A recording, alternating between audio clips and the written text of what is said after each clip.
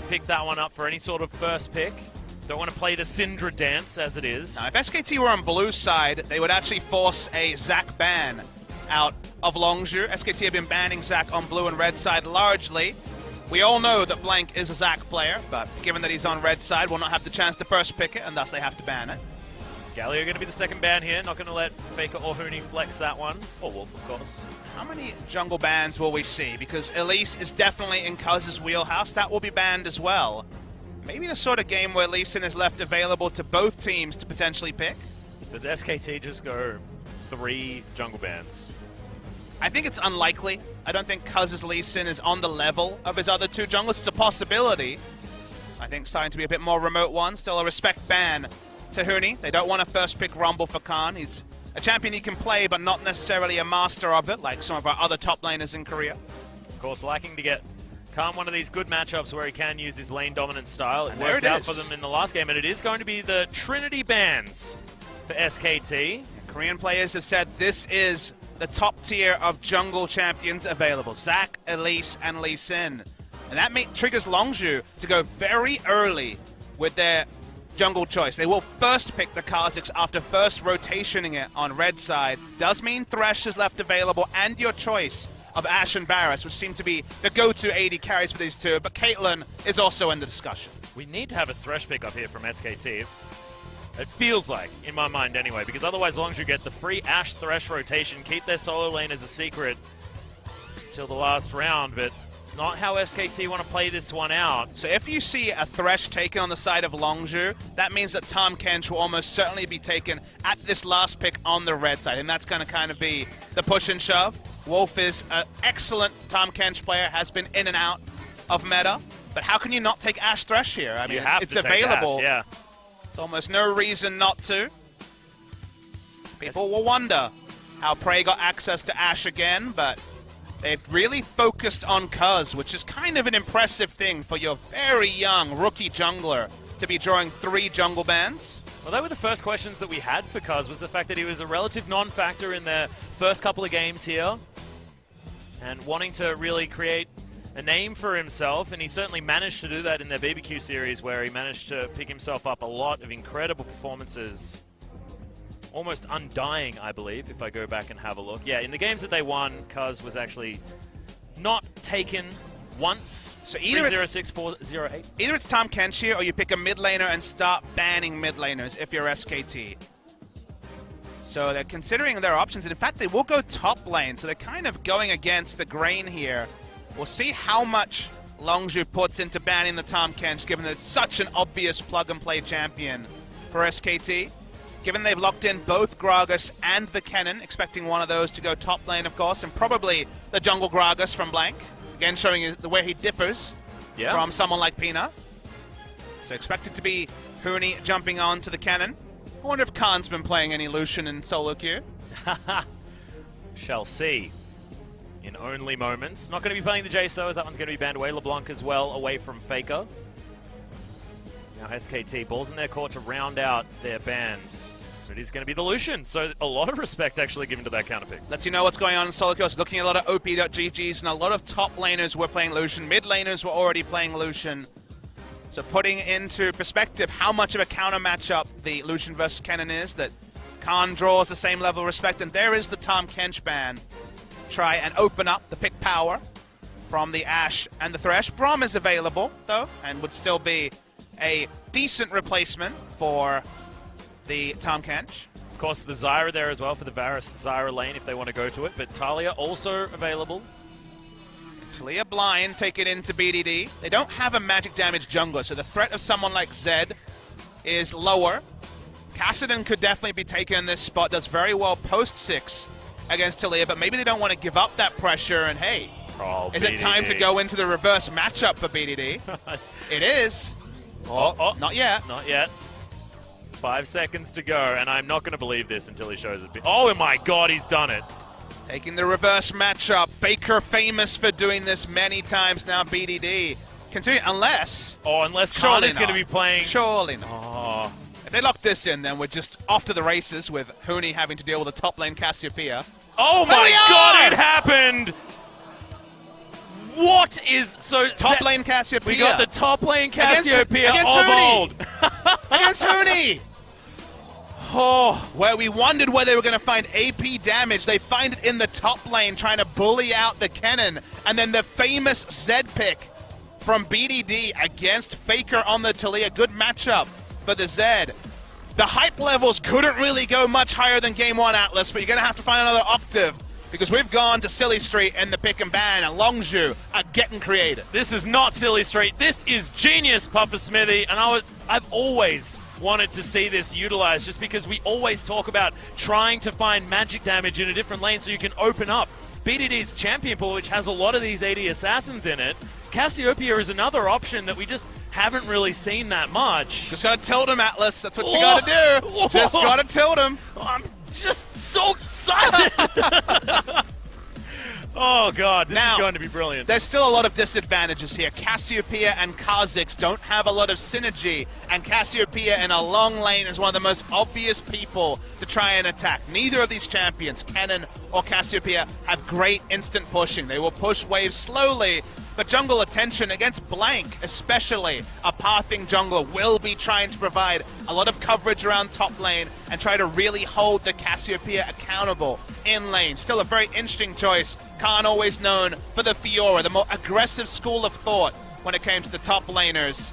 But this one is one that's been homebrewed. The mad scientist Khan wants to get a double MVP, because if they win here and he pops off on Cassiopeia, we may have plenty of time to ask Khan questions. Oh, most certainly. I want that solo interview like you would not believe as we have a look at the spicy matchup. I just want the locked camera on mid lane, baby. The Zed coming through from BDD, his trademark against Faker's Taliyah. We're going to need multiple streams, Papa Smithy, because I want to see the Huni versus Khan matchup as well.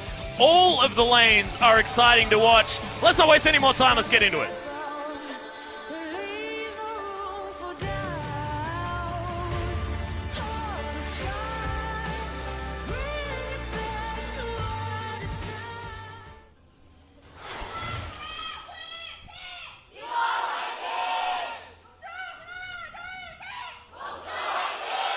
Atlas, it took a week and a half, and we already have a finals feel here at the Seoul E Stadium. Somehow, 2 games into SKT versus Longzhu, it feels like the playoffs are already upon us. For some reason, the playoffs have gone best of 3. Feels bad, man. But everything else is super hype. New picks, innovation, SKT losing game 1.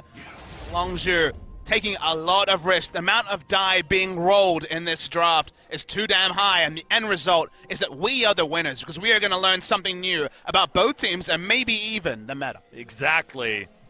And deep vision actually going down. SKT was spotted as a 5-man unit. They've actually stayed here, the bottom side of the map. You can see Cuz hanging out towards the top side. We'll see whether he heads down towards that Raptor camp, but it looks like everyone is going to back away on the side of SKT. Very different warding pattern. Remember, we noticed how SKT forced there to be a trade of vision in game 1 to try and make jungle pathing more predictable.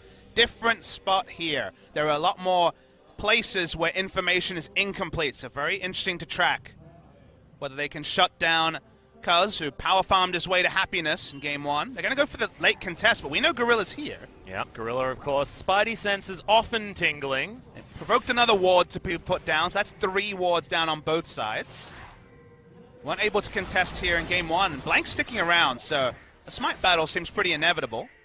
And this lane's actually going to be difficult for BDD early on against Faker. Sure. You can see the threaded volley already pushing BDD away from even experience range, as Cuz taking a while dealing with these Raptors. And what Blank is doing here is he's buying a massive health lead and then leashing the red. Every time these Raptors releash, Cuz gets lower and lower and lower. He's going to get information here, Blank. Cuz can't stick around. This is not the sort of heads-up play you can make. Oh, no. Yeah, he's going to lose Raptors. There's nothing he can do.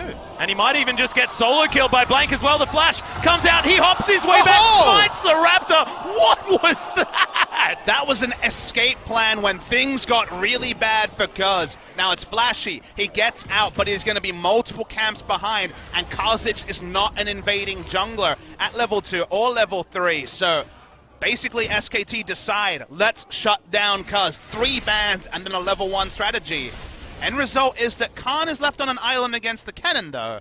So that means he's happy to be very happy to push in, and it does relieve pressure in the top side So Khan is the benefactor from his jungler taking one for the team because it's going to be rough jungle pathing for Cuz. Oh, certainly will be. Has managed to take down the Wolf Camp and now will head up towards the red buff.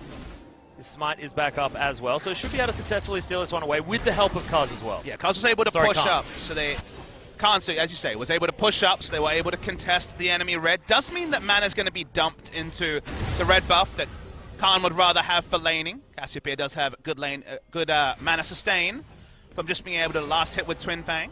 But again, not ideal, but something's got to give when you're trading objectives around the map like these two teams are.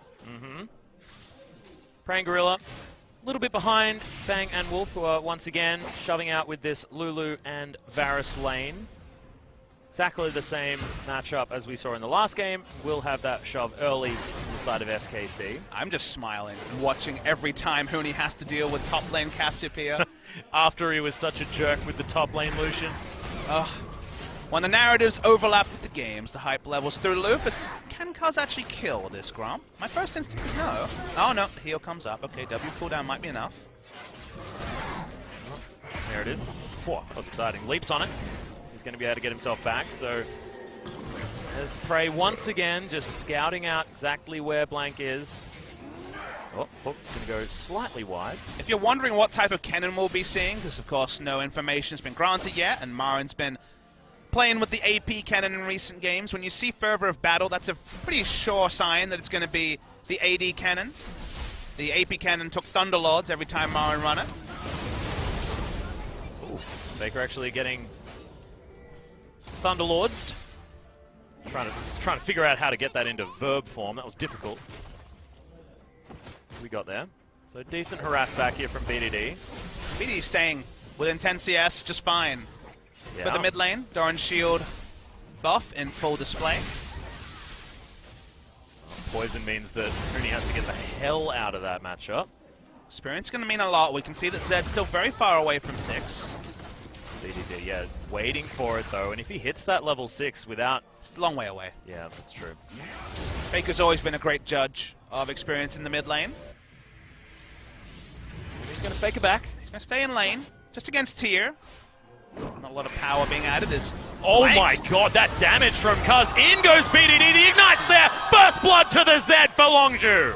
Blank thought he was safe. He came in on a control ward, but the moment that he popped his head out was answered. I think they were waiting for the Rift Herald spawn there. Blank thought he was going to pick up a Rift Herald, died, and his flash was down from the level 1 hijinks. So somehow, Cuz actually comes up just fine, despite all the madness at level 1. Yeah, and now looking to try and camp this one out. The ward over on to that Wolf Pit. And the best thing about Longzhu is that the people that are starting to pick up this team, the people, the new fans, the old fans, they're really not sure who to get hyped about because everyone is kind of falling over themselves to be... That hook was pretty crazy. Important factors to these wins. Khan, Cuz have all picked up MVPs in the last 3. Praying Gorilla. Hype train never left for them, and BDD's no slouch either. So much going on the side of Longzhu. You can't help be kind of washed over when it comes to hype. Well, hook is going to land. There's a Dark Passage to get Prey in here if he wants it, as Wolf being taken down so low. Prey deciding to respect the KT bottom lane a lot by not taking that Dark Passage. 4 summoners up, polymorphed. Yep. Chance of picking up the kill was only really a 50-50 if he committed the flash, and guess what? I believe they also saw Blank walking down with that ward. Oof. There's something about taking your advantage and getting out without having to expend anything. So getting Wolf down means that the Thresh and Ashe will have a lot of pressure relief from them. They can just trade CS and push as their whims do desire. Once again, Cuz actually going to start stealing things away from Blank. Got level 6 from that last little Raptor as well. Khan continues to push forward. He's 11 CS in the lead, but this minion wave should be eaten up by the cannon, so Huni doing just fine, despite what looked very scary early on. If we do see 5v5s, I'm very interested to see how Longzhu opens up. Cassiopeia dives. Are not really something you respect there, as BDD's Ignite is down. So he probably won't go for the all-in. Well, Khan, he's looking for it. Oh, there's the flash, but Faker flashes first. Khan unfortunately revealed himself a little bit too early. But now you wonder, is that trade better for Longzhu or SKT? Because now Kennen's going to be top lane with minimal vision against him and potentially can just all in onto the Cassiopeia pretty confidently. They know that Gragas level 6 as well. Cassiopeia is a sitting duck in top lane with no flash, but you could argue that Zed having Ignite up soon, he'll be happy as well. Ooh, sorry, I got a little bit excited about the Ocean Drake. I know no one ever really gets excited about Ocean Drake, Papa Smithy, but with a Cassiopeia in the top lane, the extra regen could actually be relevant as Cuz is going to be able to solo this one down. The mana regen, like you say, is going to be happy days for him. Between the last hitting potential of the Twin Fangs and the tier, will be confident to get through the laning phase and farm up. Again, I'm really excited to see how team fights go because Cuz and BDD are only going one direction. They're diving all in at the back line. But Khan can actually play around Prey and potentially Peel for him. Cassiopeia's ult is better used for Peel, unless the flash is up, then we know that the flash plays can happen. Speaking of flash plays. Yeah, Faker looking to get the ward down as in goes Cuz, but Blank has a good position. Ultimate is there to keep him safe. Gorilla turns up, does have the shield from the Dark Passage, and once again SKT bullied away from this mid lane. You say bullied, and sure they have to give it up, but Cuz did have to use his flash to get out, which can be pretty meaningful. They are getting nice zones around the mid lane, though. Faker's been forced into perhaps the most defensive itemization I've seen him go into in quite a while. Known for building AP in lanes where you should go Seeker's Arm Guard or something along those lines. Has rushed the Ninja Tabi, so he's feeling the pinch a little bit, Atlas. He's going to be able to get a blue buff at least. No contest to come out of Longzhu, so that's a good news story. But 1,100 gold is the lead for Longzhu after that first blood, being the only meaningful difference as far as gold is concerned. Huni will be going Wits End against Cassiopeia. Makes sense for the lane assignment, but if you break a turret, send Zed into a Wits End cannon, that's only going to go in one direction. So the build path for Huni here is actually going to be really tricky. You really want to get ahead, build Blade the Ruin King, and then just kind of hope for the best in every scenario, but wants to be able to crush the Cassiopeia. If the rotations are as on point as they were by Longzhu in Game 1, it's a sort of thing that can be exploited. Well, so far a lot of vision being pressed towards the bottom side of the river here for Longzhu. As there's the death mark going down onto Blank. Ignite's there, but it's not going to be enough to kill him. But bullied out of his jungle and doesn't have to worry about the Gragas anymore, so still important. Didn't have to use the flash though, did Blank, so that is good news. Flash Body Slam still available to the Gragas. And Ignite is down in the window where Faker doesn't have flash, so the all-in from mid lane will probably not be a reality either. Especially with no flash on Cuz as well, to try and get that extra little bit of damage as Faker avoids a turret shot. Still threads the volley on top of BDD. Being 12 CS down on a Zed, when the matchup only gets better for Zed in the 1v1. Arguably when the ultimate is up, but still. Zed will be happy to find himself in a CS advantage. Things have been a lot more even in bot lane. A lot of the successes for Longzhu were after the 2v2 kills. Two of them came in during the laning phase, and from there, the Ashe and Thresh unleashed their CC and initiation on the rest of the map, and we knew how that went. But a lot more control this time around. There's a chance of corruption. Arrow is going to come down in response. They CC him for days, and Prey can't even take the lantern to get out. Good pick from SKT. And that was with ultimate still on cooldown from SKT. Have to invest the flash, but still, exactly what they were looking for. This time, it's a kill on bot lane. Can't call it a 2v2. Blank was definitely the most important factor in that regard, and they want to get first brick this time to SKT. Only two members here currently from Longzhu. Well, Gorilla, see whether he decides to do any funny business with a Dark Passage and a hook. Looks like this turret will fall down in favor of SKT. And it feels like for the first time, SKT will be able to get a gold lead in this series. Does mean that if Zed goes to a side lane now, it's going to be without pressure rather than having taken a turret and try and take advantage of that pressure. A lot of different things you can do here. I think for now, they'll just keep standard lanes. They kind of want Prey to have a Blade the Ruin King before he eventually does move into the mid lane. Although, we could just stick Cassiopeia mid lane and go against the Magic Resist stacking cannon. And I thought that might be something that they decide to do. Yeah, switch it all up. Khan just going to move towards the mid lane as BDD pops his Ghost Blade. He's looking for Huni. Not going to go for the Deathmark just yet. Oh no, there's the flash. He really wants this kill. Deathmark damage. Will it be enough? There it is. Gets himself out. Perfect calculation by the Zed. And Huni certainly knew that the jig was up instantly. Flash ulted to try and get out, but the flash in-turn there from BDD already had enough damage with the Ghost Blade. Khan's actually envisioned from what I could see there. Yeah. Less tricky than he realized. The mid lane's very different to top lane. And that was the minion vision as well, so. Just not used to the lane, you know? Yeah, that's true. That's true. This is a top laner. Parading around as a mid laner. What's been happening with the lane assignments recently, Atlas? Second time that we've had complete chaos. A Freak of Freaks, of course, sending Marin mid lane on the Fiora versus Galio. Ruining our scoreboards. Feels bad, man. Yeah. And Crow having a great time on the Kassadin top. And now Cannon's like, now Cannon and Huni in particular is like, damn it, I've got a wit's end. Yeah, and now Khan's like, well, now I found Faker who's got so much armor it's ridiculous. And he doesn't care. He's just building towards his Rod of Ages, having no qualms at all. It feels like everything's working in favor of Longzhu as we hit about the 15-minute mark. And actually get some notable advantages. And SKT does have control over the red side jungle in much the same way that Longzhu on red side have had control over the SKT's jungle. They got the first turret. They've been able to put vision and largely roam through there. So while the lane assignments look really good for Longzhu, they are parking someone without teleport in the top side of the map, and that's why BDD is abandoning top lane for now. They don't want to give up any free Drakes to SKT. Yeah, it's going to be an Infernal Drake, this Dragon number 2 as well, so bit of a boring ocean to come out, even though, you know, there are some things pointing towards it being slightly more exciting than it could be. As Hook going to go wide. Gorilla was actually looking to fake that one out. No teleport for Huni, so they might have to give this one up here, SKT. Yeah, SKT possibly feeling the pinch here as well, as this will certainly be going over to Longzhu, no contest.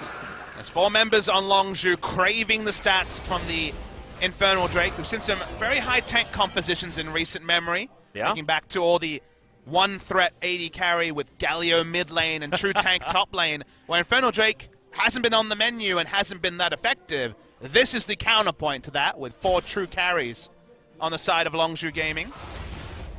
The Big Ted composition is what I like to call it. Bit of a... Okay, that's a colloquial reference, unfortunately, but if you guys look up Play School, you'll figure it out. Ah, yes, the contemporary Play School references in 2017. Yep. I know that our fan base is like pre-20 most of the time, but I know about pre-10, Atlas. Hey, but we've all had a childhood. No one's born at 15, you know? Which is when I stopped watching Play School. Are you sure Leslie Nielsen wasn't born at 45, 50? Oh, definitely 60. As BDD gets Seismic shoved back. Long lane.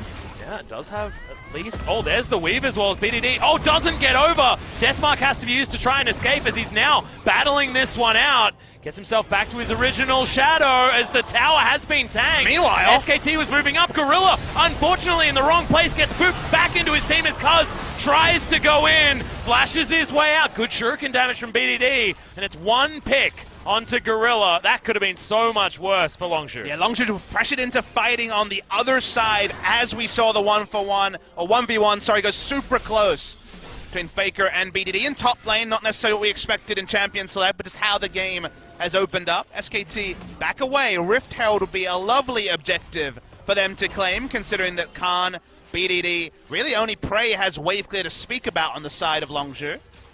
Yep, Khan just picking up his Rod of Ages now.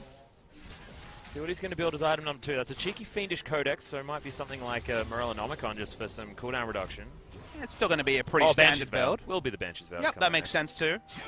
Sometimes we forget the changes of the new patch. I feel like the old Morellonomicon would be an odd choice in Cassio, especially if you're going to play a top lane.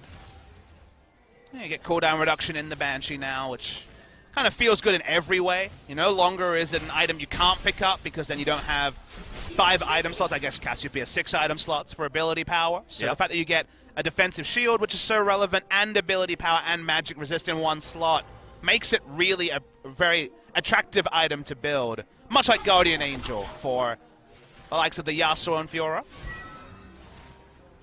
I was looking for that level 11, try and get that extra evolution. I just feel like you can't breathe, you know, you're really waiting for the engage. Gonna get hooked! That's the arrow to land in on top. Oh my god, he's still alive. Prey needs another auto attack, doesn't get it. In goes Blank. They pick up the kill onto Cuz. Teleport now to come in as Huni wants to capitalize. No follow-up, and that was a drop of the ball by Longzhu. Yeah, Longzhu realized they need to get a pick and get out. No way for Cassiopeia or realistically Zed is top lane. Yeah, this should be a kill onto Faker. The last Twin Fang goes in and he just didn't have the vision to get up there. This could be 2 turrets actually for Longzhu as well if they can take top. It's a lot to unpack with what happened there. The reason why they pulled away straight away is they saw the teleport. They realized their laners weren't in position to react. And their first thought was get this pick and get the hell out. It's going to be a 1-for-1 or more.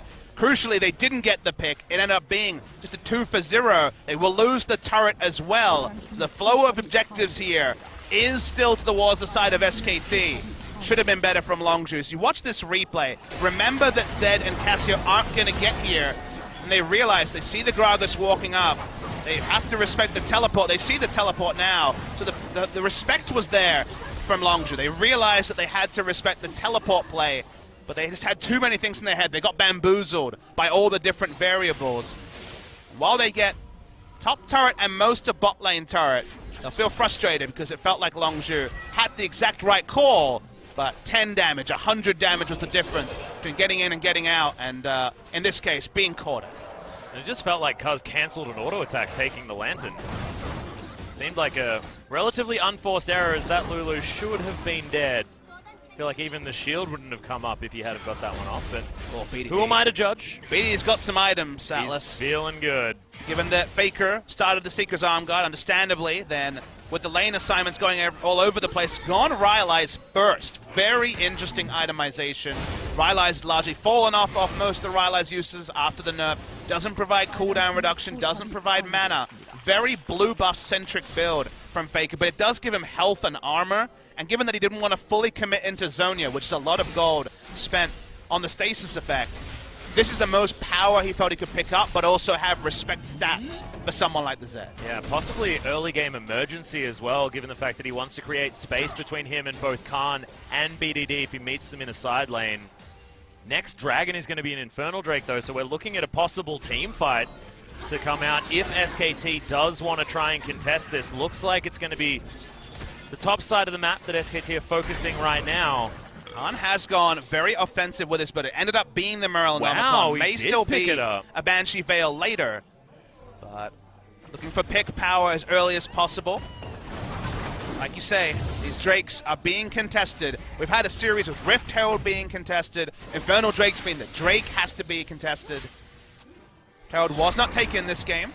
Well, Weaver's Wall comes down. Prey gets himself onto the right side of it as Faker just committing to this one. Prey flashes his way out, and there's the barrel. Blank gets him out of the way. There was no vision, but Faker still picks up the kill. Dark Passage not available from Gorilla. No heals, of course, means they do get the pick, and you'd imagine the Infernal Drake. Cuz can go pretty Rambo for the steal. He does have Dark Passage. Well, Cuz is looking for it, but doesn't pick it up. It's actually Bang that secures the Dragon. Yeah, Cuz got the smite a little bit early. No smite coming through from Blank that time out. Well, a lot invested as they were just going for the steal. Not any sort of fight. Khan could have teleported, decided not to as Faker possibly in trouble. He's got a lot of health. The rest of his team is waiting in the wings. It's a bit of a tester from BDD. Wanted to go all in, but was waiting to see how quick the reactions were. Spatially aware of the fact that Bang and Wolf were close, and Wolf still had Wild Growth available. Well, the hook isn't going to land, but is he far enough out of position? The flash has to be used. Piercing arrow not going to find the mark.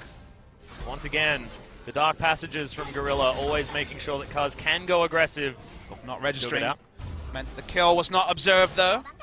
Man, if you walk near an unwarded brush, oh yeah, it's not a pick comp like you think. You know, it's not the pick comp where there's Renekton and really obvious pick tools, but they are certainly there. And all right, Khan gets the damage. Got the damage on Huni, but didn't get the face check. Yep. Sometimes you just need to yell at someone, man. I've been there. It feels like you do it at the screen every time you cast. I do. It's kind of my job. What's your problem with screens, Alex? Well, these ones are kind of small. That's fair. I don't know. That's what you're screaming. It's like screaming, you're like, wish you were bigger. Yeah. Yep. Oh god, there's a... Okay. Don't touch it, Alex. Keep away from the reference. It's only making it worse. Okay. Well, Phantom Dancer is picked up by Bang, as it is by Prey as well. No one going for any Hurricanes. Going to try and make sure that these 1v1 scenarios are going to be okay by both of these AD carries, trying to keep themselves alive as much as possible. Bang with a slight item lead. The fact that he could possibly be going towards either QSS or a Hex Drinker. Faker close to his Zonias. Imagine that Fiendish Codex. And completes it just as we speak. Yeah, nice. So suddenly he's less susceptible inside lanes. Now, if it's a long enough lane, Zed can still have kill pressure. You just basically get in there into melee range, start autoing, and even if you don't use ult, Zonia's going to have to be used at some point. Longzhu now not with the lead that they had in the last game. Of course, it was still very close at this point last time around, but Longzhu need to find an avenue back into control. Yeah, control wards is their best way to do that. They have a very good pick comp if Thresh is hitting hooks, and to make that happen, needs to be with vision disadvantages, needs to be playing around objectives. So the more wide SKT can make this game, i.e. the more they can make them play 3 lanes and not have to respect the pick power as much, because Longzhu's comp is just so much weaker in the open. Thought that might be a Weaver's Wall opportunity, but Faker a little bit too far away up towards the top side. Skating his way down now as BDD allows this wave to crash. He's going to head back home and see which items he decides to pick up. Could be something like a Hex Drinker. I wonder how early you go Guardian Angel in this game. I think Guardian Angel maybe now. Yeah, BF Sword. BF Sword. It could still be the Duskblade, which is a very powerful choice for the Zed, but Duskblade or GA, depending on scenario, seems to be the likely pickup. Picked it up in his last game as well as... I think that was an arrow just landing on the plane. It was. I was glancing down at my sheet of paper, and of course an ultimate gets thrown out. Scouting arrow. How that one happens. Hawkshot was on cooldown and doesn't have Scrying Orb either. Needs to utilize drastic measures as, yeah, Prey is going to get potentially caught out. As that minion needs to die. But Prey is going to survive, just able to create enough distance. BDD continues to split push on the top side of the map. Khan on the bottom side doing the same thing, and Longzhu's 1-3-1 composition in full effect at this stage. And what is the answer from SKT? SKT lane assignment is important. Huni has great itemization, but trying to deal with Cassiopeia in a side lane, but woeful itemization for dealing with Zed. Wits End, Frozen Mallet just wants to chase down the Cassiopeia in a long lane and kill her with auto attacks, even has the QSS to not have to respect the Petrifying Gaze as much, but that does mean they have one less option. They are not equally flexible compared to Longzhu.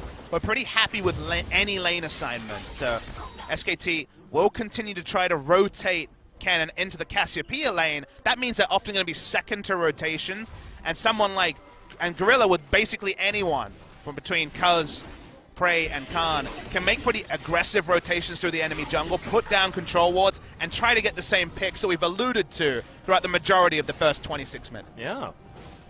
Now Khan's going to be able to go back, grabs himself his Void Staff as item number 3. Has probably stacked up that tier to almost maximum, so that Seraph's Embrace will be coming in very soon. As BDD cleans out this wave very, very quickly now with all of that flat AD that he's built up. 30% CDR. Certainly feeling like a happy Zed right now. We don't see the priority on rushing Seraphs. Now, Seraphs was really important for, say, someone like Faker in Game 1, but here, you look at SKT's comp, they're not diving the backline. That's not what this comp does. Taliyah does damage to the front line, finds it much harder to damage the back line. Varus can poke, but again, is largely going to be hitting closest target. It's not an AP cannon, it's an AD cannon. So SKT are more about playing the side lanes and specifically killing the front line. So having a defensive shield feels like if Khan this game has to pop a Seraph's Embrace, they've probably already lost the fight. Yeah. Well, that's Guardian Angel completed here for BDD.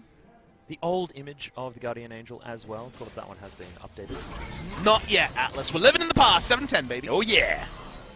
It looks pretty now, though. I got very confused. I was playing. I was like, where's my Guardian Angel? Did you have a chain vest and a Negatron cloak in your inventory? Oh, yeah. I'm bad at my job, Pop Smithy. Prepared the items. Didn't need me to tell you that, apparently. Hey. I finished my Dead Man's Play, got my Wits End, and then built my Guardian Angel. Boom! Hey. Yeah. You're playing Fiddlesticks, though.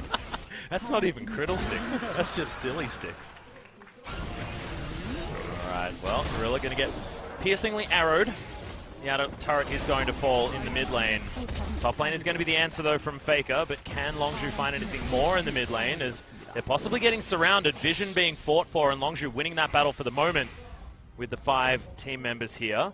I have to wonder, what is SKT's win condition this game? To me, it's get Huni in a side lane against Cassio, get kill pressure on the Cassio, build a Hurricane, and then try to make team fights work. Because 5v5s are very hard to navigate here for SKT, given that Kennen is so fiercely single target without a Hurricane and is always not the best team fighter with the on-hit build.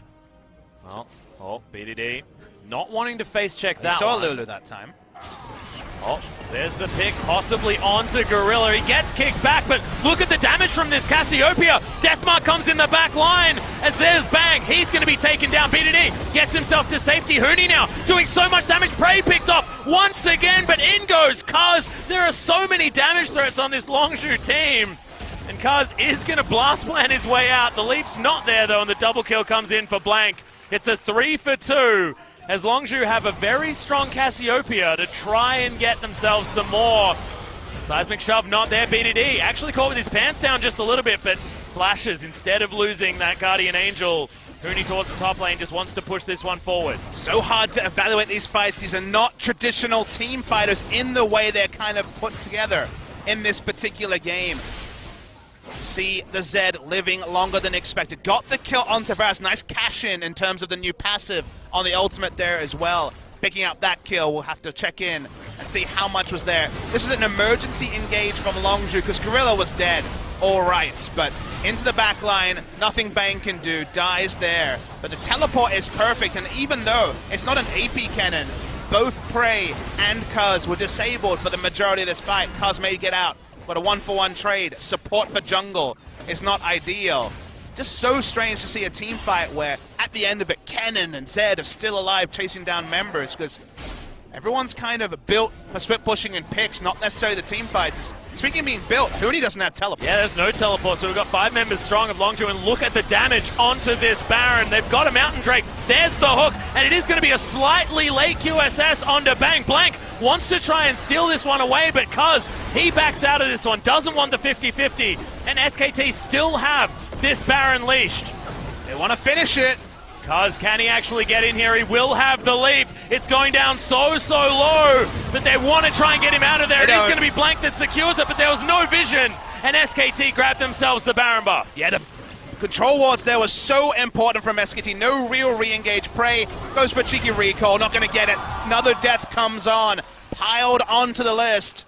Longzhu were out-thought there by SKT. They had more tools, they had the control wards, and no way for Longzhu to truly contest the Baron. Yeah, now the Renan's Hurricane comes in for Huni, so he's not going to be spending as much time in these side lanes because the minion waves just will not last very long. SKT will take their first turret of the Baron buff.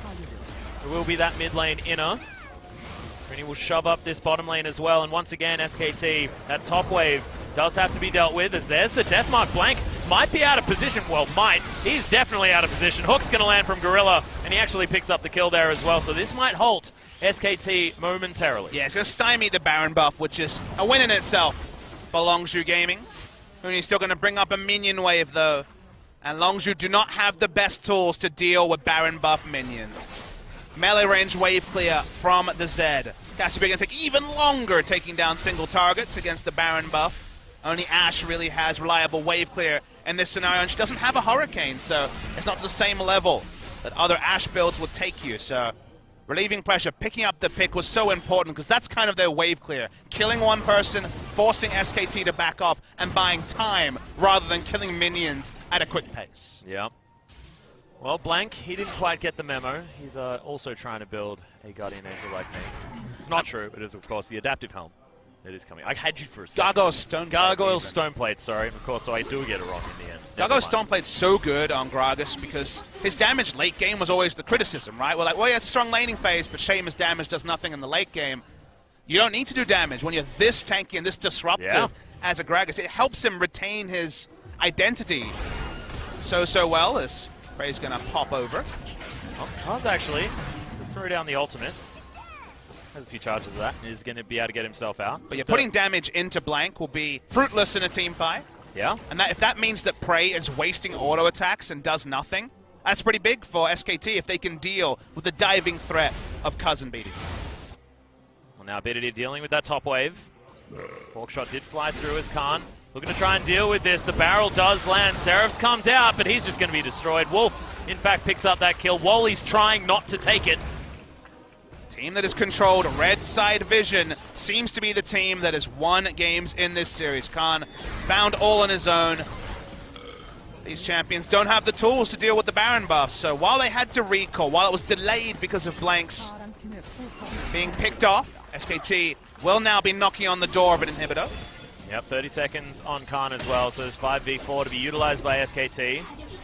Only a couple of minions remain though, as Prey does turn up. No Hurricane, but still deals with the wave with the volley. BDD also enough to deal with this mid wave as well. So Huni stymied.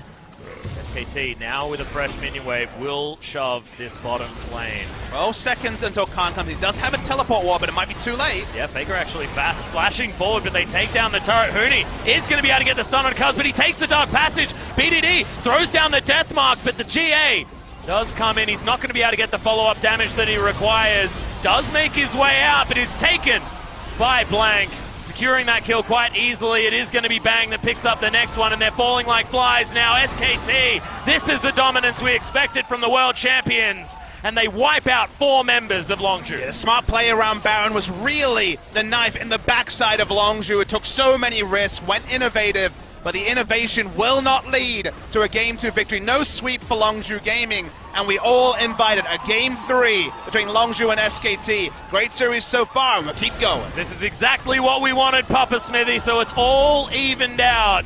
The early game did belong to Longzhu for a small amount of time that series. They got a lot of dragons. They did have lane control as well. Dictated exactly what items their opposing laners were going to buy, and then had the right idea switching things around. But SKT, they just teamfight so well, Papa You bring in Blank, and suddenly the whole team as a general seems more respectful. It seems like there's one more voice that's saying pull back, or one more voice that's focusing on control, rather than one more voice egging on the dive. It's not the, I can get them, it's the, this is what we can do, this is what we control. And in general, specifically the play around Baron, where they cleared out the first attempt, got the control wards on it, no real re-engage. You also notice they randomly DPS'd it after a inane amount of time. They weren't really committing, and then instantly took down the Baron. Cuz was too late to jump in. Very different controlled SKT.